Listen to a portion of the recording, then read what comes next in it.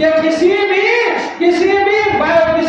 مصیبت کو، کسی آفت کو اور کسی بلا کو کسی چیز سے، کسی وقت کے ساتھ یا کسی زمانے کے ساتھ ملا دینا اور اس کے ساتھ جوڑ کر تصور کرنا، اسے بدفعلی کہا جاتا ہے، اسے بدشگونی کہا جاتا ہے۔ اب آپ دیکھیے قرآن جو ہے بخاری شریف کی حدیث پاک ہے، متفق علیہ حدیث ہے، حضور ارشاد فرماتے ہیں، کیا ارشاد فرماتے ہیں؟ لا عدوى ولا سفر ولا حام۔ اے لوگوں سن لو، بیماریوں کا اللہ کی اجازت کے بغیر اڑ کر کسی دوسرے کو لگ جانا ایسا نہیں ہے۔ ولا سفر، اور سفر یعنی ماہ سفر میں کسی طریقے کی نحوست نہیں ہے۔ ولا حام، اور نبی نے فرمایا کسی پرندے کے ساتھ بھی کوئی بدشگونی یا بدفعالی نہیں ہے۔ اب آپ سنیے ذرا اس حدیث پاک کو حضور نے کب فرمایا؟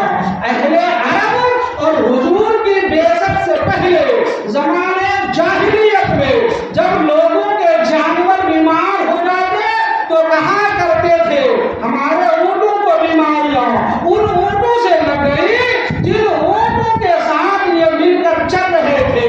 بیمار اونٹوں کے ساتھ مل کر چلے گا تو پھر ہمارے اونٹ بیمار ہو گئے۔ حضور نے فرمایا لا عدوى، جب تک رب نہ چاہے، خدا کی مرضی نہ ہو، رب کا ارادہ نہ ہو، تب تک کسی کی بیماری اڑ کر کسی کو لگ جائے ایسا نہیں ہے۔ اسی طرح ماہ سفر میں، یہ جو سفر کا مہینہ چل رہا ہے، دور جاہلیت میں میرے آقا کے اعلان نبوت سے پہلے اہل عرب کے جاہلیت کے دور میں یہ رسم بد اور یہ بدشگونی اور بدفعالی تھی کہ یہ مہینہ ایسا ہے جس مہینے میں مصیبتیں اترتی ہے، بلائیں نازل ہوتی ہے، بیماریاں اترتی ہے اور اس میں جو ہے تکلیفیں اترتی ہے۔ اللہ اکبر۔ تو حضور نے فرمایا لا سفر، ہرگز ایسا نہیں ہے، جب رب نہ چاہے تو سفر میں کسی کا کوئی نقصان نہیں ہو سکتا۔ اس مہینے میں کوئی بلا، کوئی مصیبت یا کوئی تکلیفیں نازل نہیں ہوتی ہے۔ اور رب نبی نے یہ بھی فرمایا ولا حام، دور جاہلیت میں یہ بھی کہا جاتا تھا کہ الو نام کا ایک پرندہ ہوتا ہے، اگر یہ الو کسی مکان پر بیٹھ گئے تو نحوست آ گئی، یہ بھی کوئی چیز نہیں ہے۔ لہذا کسی جانور کے سامنے سے گزر جانے سے، گاڑیوں کے سامنے سے گزر جانے سے، اے مسلمانوں توکل علی اللہ رکھو، کوئی نحوست نہیں ہوتی، کوئی ایکسیڈنٹ نہیں ہوتا، کوئی جو ہے نقصان نہیں ہوتا۔ اب آئیے ذرا اس حدیث پاک کی تفسیر میں بڑا سفر، اس کی اگر تشریحات جو ہے ہمارے اہل سنت والجماعت کے چوٹی کے اور بڑے محدثین و شارحین کی تشریحات دیکھیں گے تو علامہ بدر الدین علیہ الرحمہ اور علامہ بدر الدین عیدی رحمۃ اللہ تعالی علیہ، حضرت علامہ عبدالحق محدث دہلوی رحمۃ اللہ تعالی علیہ، حضرت مفتی یار قاضی رحمۃ رضوان، حضرت مفتی شریف الحق امجدی علیہ الرحمہ، ان لوگوں نے بخاری کی شرح لکھی ہے۔ ان تمام شارحین نے لکھا ہے کہ اس ماہ سفر میں کسی طریقے کی مصیبتوں کے اترنے کا یقین اور اعتقاد رکھنا یا بلاؤں کے نازل ہونے کا اعتقاد رکھنا یہ اسلامی اعتقاد کے خلاف ہے، یہ شرعی نظریہ کے خلاف ہے اور جو ہے یہ ایمانی یقین کے خلاف ہے۔ اس میں ایسا ہرگز کچھ نہیں ہے۔ اور تمام شارحین نے یہ بھی لکھا ہے کہ یہ جو لوگوں نے عام طور سے یہ اڑا دیا ہے کہ حضور علیہ السلام کی ایسی حدیث پاک ہے اور لوگ ایسی حدیثیں لاتے بھی ہیں کہیں سے ڈھونڈ کر کہ اس مہینے میں بلائیں اترتی ہے، یہ کوئی صحیح حدیث ہے اور حدیث کی کتابوں میں ایسی کوئی حدیث نہیں ملتی ہے۔ یا یہ حدیث بیان کی جاتی ہے کہ حضور نے فرمایا کہ جو شخص مجھے سفر کے جانے کی خوشخبری دے گا میں اسے جنت کی خوشخبری دیتا ہوں، ایسی کوئی حدیث نہیں ہے، یہ جھوٹی حدیث ہے۔ اور اگر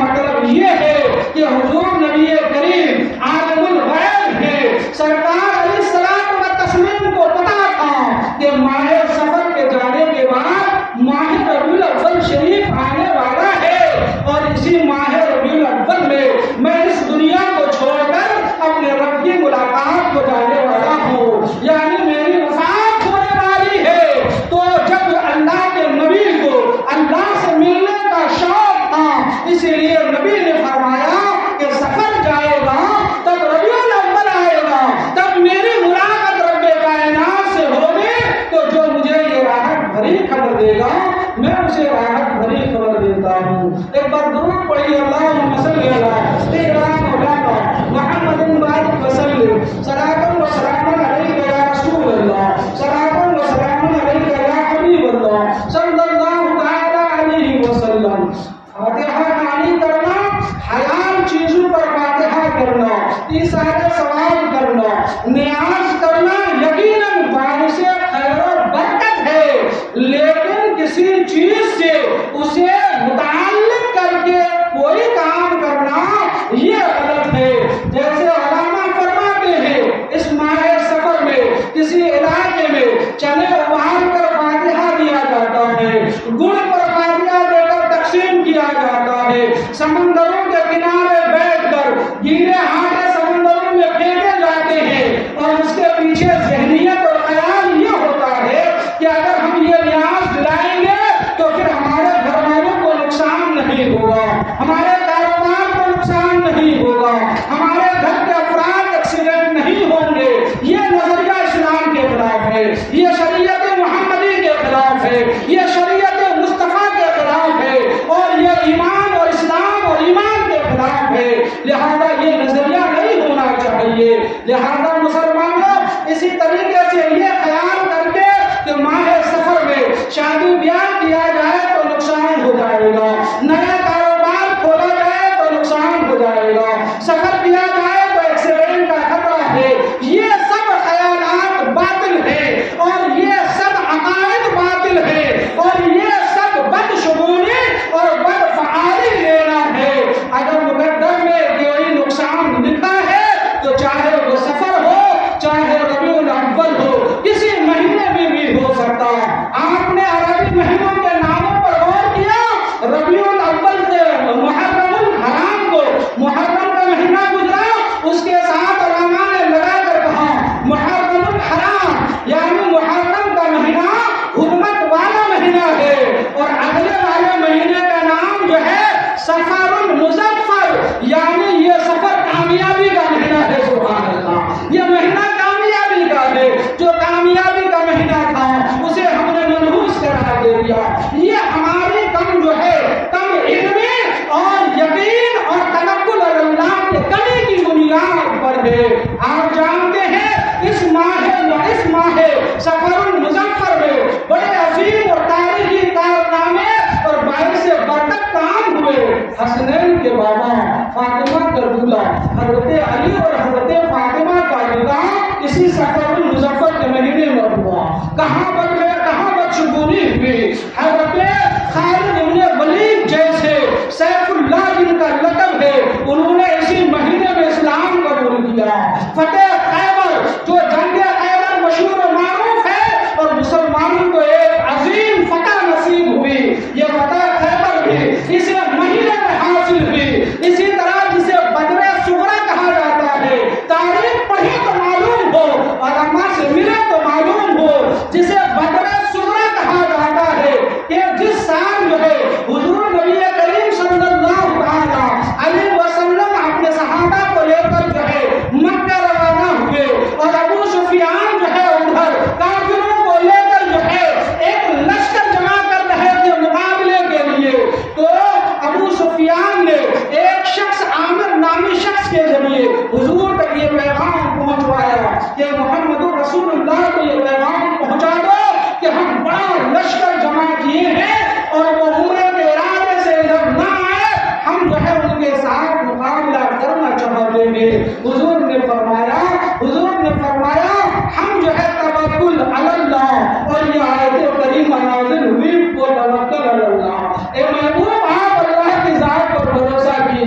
یہ ابو سفیان کیا لگاتا ہے؟ اپنے غلاموں کو لے کر نکلے، حضور اپنے غلاموں کو لے کر نکلے تو تقریباً 14 دن تک مقام بدر پر ہی قیام رہا، سبحان اللہ، اور کافروں کی ہمت نہ ہوئی، کافی عظیم لشکر ہونے کے باوجود کہ میرے نبی کے مقابلے میں آگے یہ بدر صغرا کی عظیم فتح یابی اسی سفر کے مہینے میں ہوئی۔ اور آج ہم مسلمان کہاں پہنچے؟ ہمارا ایمان کہاں گیا؟ ہم کیا توکل اور کیا یقین رکھتے ہیں کہ ہم سمجھتے ہیں طرفہ تو یہ ہے اور افسوس تو یہ ہے کہ مسجدوں کے بلیک بورڈ پر بھی جو ہے لوگ اس طریقے کی جھوٹی حدیثیں لکھتے ہوئے نظر آتے ہیں کہ اس مہینے میں معاذ اللہ بلائیں نازل ہوتی ہے، مصیبتیں نازل ہوتی ہیں، جبکہ اس پر کوئی حوالہ نہیں ہوتا ہے۔ حضور نے فرمایا جس نے بھی جان بوجھ کر میری طرف منسوب کر کے کوئی ایک حدیث بھی پھیلایا یا منسوب کیا، چاہیے کہ وہ اپنا ٹھکانہ جہنم میں بنا لے۔ ایسے لوگوں کو میں آگاہ کرنا چاہتا ہوں کہ صرف جو ہے کہیں سے بھی کوئی باتیں جان کر اور سن کر اسے آگے نہ پھیلائے، بلکہ پہلے اس کا جو ہے اس کی تحقیق کریں، اسے چھانیں اور پھٹکیں، اگر صحیح ہے تو پھر آگے بڑھائیں، ورنہ آگے بڑھانے کی بالکل ضرورت نہیں ہے۔ اور یہ بھی ذہن میں رہے کہ میں نے کہا کہ سفر میں یہ چنے گڑ اور دیگر چیزوں پر فاتحہ دینا، فاتحہ دینا غلط نہیں ہے، اس کے پیچھے جو ذہنیت اور خیال اور یقین ہے وہ غلط ہے، لہذا اسے بند ہونا چاہیے اور یہ نہیں کرنا چاہیے۔ کالا کپڑا پہننا، سخت کپڑا پہننا ناجائز نہیں ہے، گناہ نہیں ہے، لیکن علماء نے فرمایا محرم کا چاند نکل جائے تو 10 محرم الحرام تک کالے رنگ کا کپڑا یا ہرے رنگ کا کپڑا پہننا ممنوع ہے کہ خارجی یا راجی سے مشابہت ہوا کرتی ہے۔ یہ جانیے مسئلہ۔